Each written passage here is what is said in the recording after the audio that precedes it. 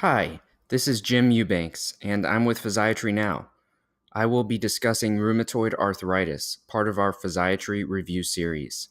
I would like to thank Austin Marcolina and Brandon Bart for their contributions. Physiatry Now is working to elevate the medical specialty of physiatry, also known as physical medicine and rehabilitation, or PM&R, through education, collaboration, and the promotion of smart medicine. So, starting with the definition and etiology of RA, we can describe rheumatoid arthritis, or RA, as a systemic inflammatory autoimmune condition of unknown etiology affecting multiple organ systems. It primarily affects the synovial lining of diarthrodial joints, which we'll talk about in a few slides. It's chronic and symmetric.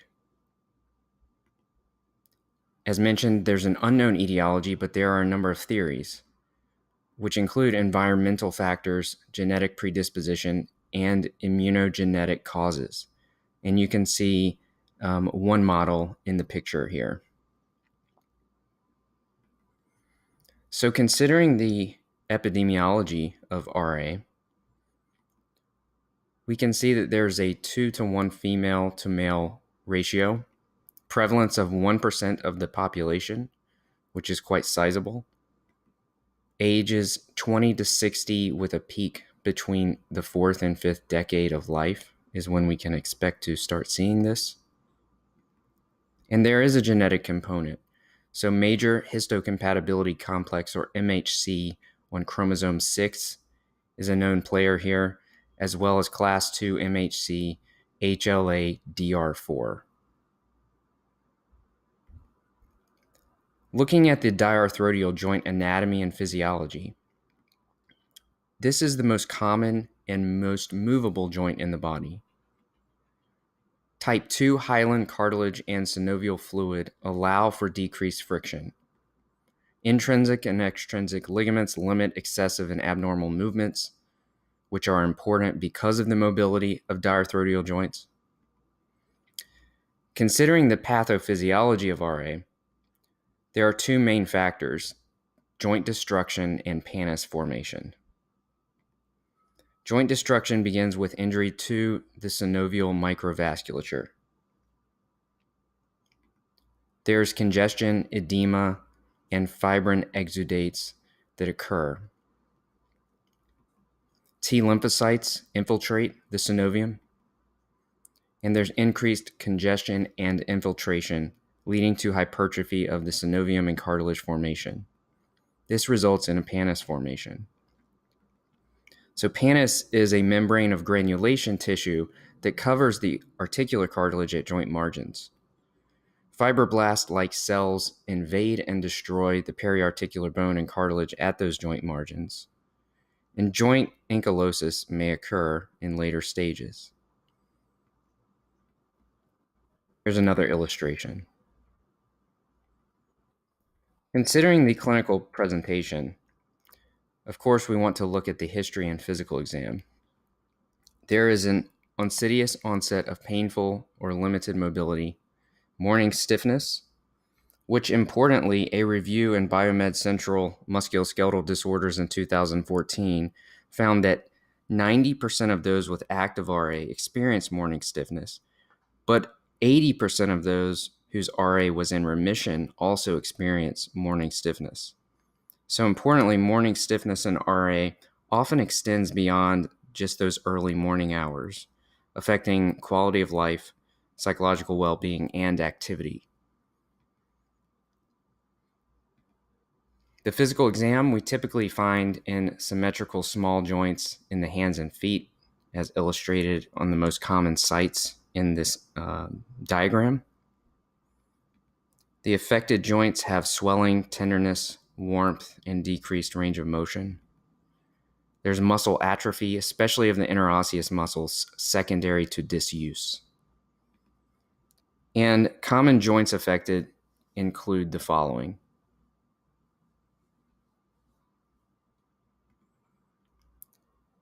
so common exam findings in the finger can include boutonniere or swan neck deformities, the MCP, volar subluxation and ulnar deviation. At the wrist, dorsal subluxation of the ulna and nerve entrapment. At the elbow, synovial proliferation, flexion contracture. Shoulder, tenderness, nocturnal pain, and rotator cuff degeneration. At the ankle and foot, decreased arch, hallux valgus, and phalanx subluxation. The knee, we might see large effusions, possible valgus and varus deformities. The hip may demonstrate pain while weight bearing and flexion deformity. The cervical spine, of course, is notorious on medical boards for C1 to C2 involvement. Here are a few images of common clinical findings. So on the left, we see the swan neck deformity. In the middle, the volar subluxation and ulnar deviation of the fingers. And then to the far right, erosion of the odontoid process of C2 on C1. Looking at flexor tenosynovitis and de Quervain's. Flexor tenosynovitis is characterized as a common manifestation of the hands with diffuse swelling of flexor extensor tendon sheaths. This is not limited to extensor pollicis brevis or abductor pollicis longus tendons. In de Quervain's, on the other hand, tenosynovitis of the extensor pollicis brevis and abductor pollicis longus tendons includes thickening of tendon sheaths and presents with pain over the radial wrist. We can see a Finkelstein's test, which can help clinically identify de Quervain's. Looking at diagnostic testing, we have to remember that no single lab test is definitive for RA. There are a few that we look at to build the picture of potential RA. Positive RF factor for rheumatoid factor is present in 85%. Elevated ESR sedimentation rate and C-reactive protein. Anti-CCP, ACPA, which is very specific for RA.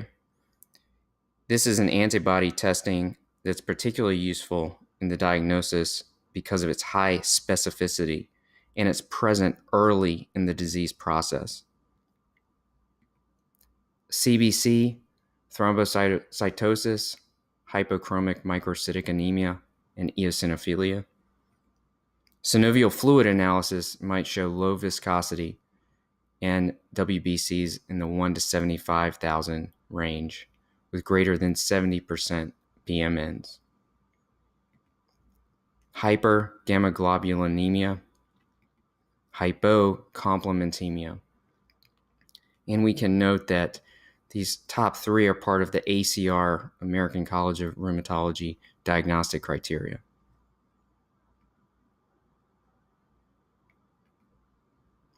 So looking at the ACR diagnostic criteria, we can see this chart, which requires there to be at least a 6 out of 10 for a definite diagnosis of RA. And each individual clinical finding gives a certain number contribution here. Considering radiographic findings of RA, marginal bone erosion near the attachment of joint capsules is noted. Juxta-articular osteopenia. Findings may be initially asymmetric, but they progress to symmetric findings. Radiographic changes consistent with physical exam findings. MCP, volar subluxation, and ulnar deviation as mentioned earlier. At the wrist, dorsal subluxation of the ulna. The ankle and foot, decreased arch, hallux valgus, phalanx subluxation. Knee, potential valgus or varus deformities in extreme cases. Cervical spine, C1 and C2 subluxation. Extra-articular manifestations of RA, more common in patients with RF-positive rheumatoid nodules, severe articular disease, and the MHC HLA-DRB1 allele. And examples of these extra-articular manifestations can include constitutional or fatigue, skin, such as subcutaneous rheumatoid nodules, which is present in 50% of RA patients. At the eye, keratoconjunctivitis or scleritis. Interstitial lung disease and fibrosis, which is very important for morbidity in this population. Pericarditis and valvular heart disease. Xerostomia and gastritis. Glomerular disease, another important comorbidity. Cervical spine involvement and entrapment neuropathies. And hypochromic microcytic anemia, or Felty syndrome. So looking at Felty syndrome, we have a mnemonic here. She felt her spleen.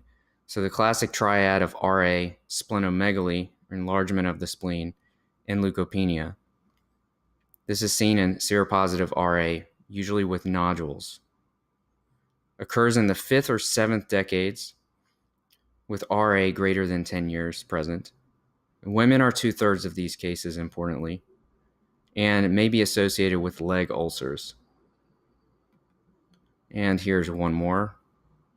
Santa, splenomegaly, anemia, neutropenia, thrombocytopenia, and arthritis. All right, now looking at the treatment of RA. We have to remember there's no cure. The goal of treatment instead is to improve symptoms and slow the disease progression. Ultimately, we want to improve quality of life. Therapy modalities used are dependent upon the disease stage and prognosis, and mainstays of therapy include lifestyle modification through exercise, anti-inflammatory agents, analgesics, DMARDs, and biological DMARDs. So one very important point here is methotrexate is now considered the first-line DMARD agent for most patients with RA because of its relatively rapid onset of action at therapeutic doses around the 6 to 8 week mark, its good efficacy, favorable toxicity profile, ease of administration, and relatively low cost. For further learning on this topic, please visit the American College of Rheumatology, the CDC's page on arthritis and rheumatoid arthritis, as well as our partner, Case Medical Research at casejournals.com. And of course, follow us at Physiatry Now on Twitter and Instagram. And be sure to check out our website where we are adding a lot of new content this year at www.physiatrynow.org. If you have any questions, feel free to email us at info@physiatrynow.org.